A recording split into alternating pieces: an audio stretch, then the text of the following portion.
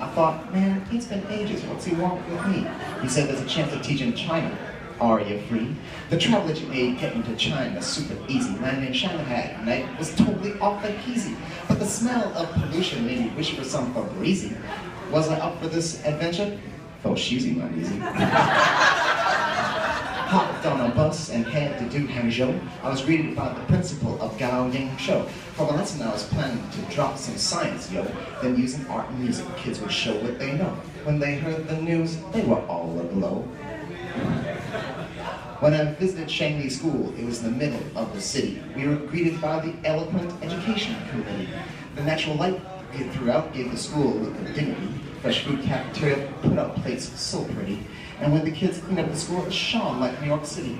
Using classical instruments, the children played us a tune. With precision and grace, they made the audience swoon.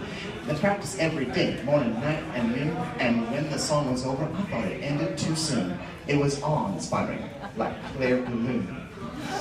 An English teacher named Kevin sang Chinese opera. As a meaning of introduction, we sang a lovely sonata.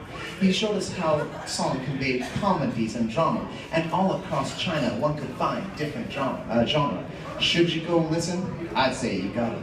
Some of the children took a course in tea, not for the taste, but for the ceremony. She had studied for 2 years. I thought she had a high degree, but she said she was a beginner, a mere sapling, not a tree. She said, focus on the details, that is the key.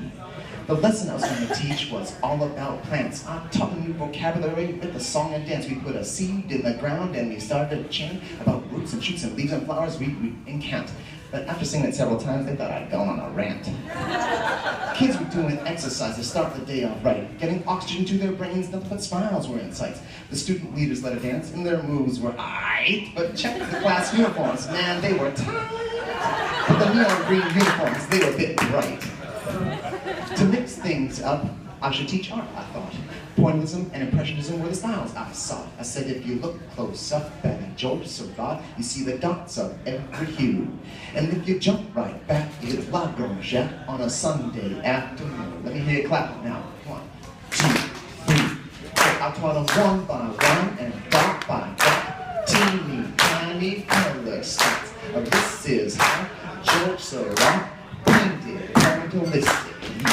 But then it was my turn to learn. I learned calligraphy. Our school was the best. The students painted skillfully. My instructor moved his brush with smooth consistency. When it was my turn, I moved my brush decisively.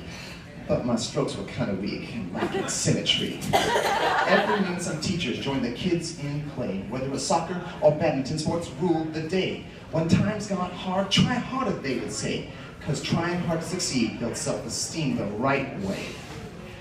At noon, we all gathered in the teacher lounge for lunch. Food for staff and students packed a real punch. Pumpkin cabbage, bamboo shoots, I would serve for Sunday brunch.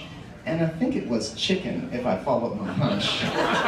Dried fish with skin and bones made a strange kind of crunch. Kids would come up running and hello, they would say, followed up by a quick, how are you today? If you try to use English, they want to try it in an authentic way. If you try some hard phrases, give them a little leeway. They'll smile, they'll giggle, and then they'll run away. In class, the kids sat in row after row, 38 to 40 kids in each class or so. The teacher had a projector and a whiteboard to show. From the front of the class, the knowledge would flow. But everyone's curious about new methods, you know.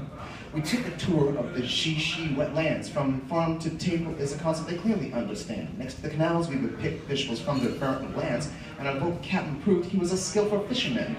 And for lunch, we put our fish and veg into the chef's hands. At night, people would gather in Wushan Square to dance. We happened to be walking through by chance. We jumped in the line and struck a b-boy stance. And we did pretty good considering our circumstance. But next time I think I'd like to learn the moves in advance. China is a strange mix of old and new. There are deep-rooted traditions that take time to construe.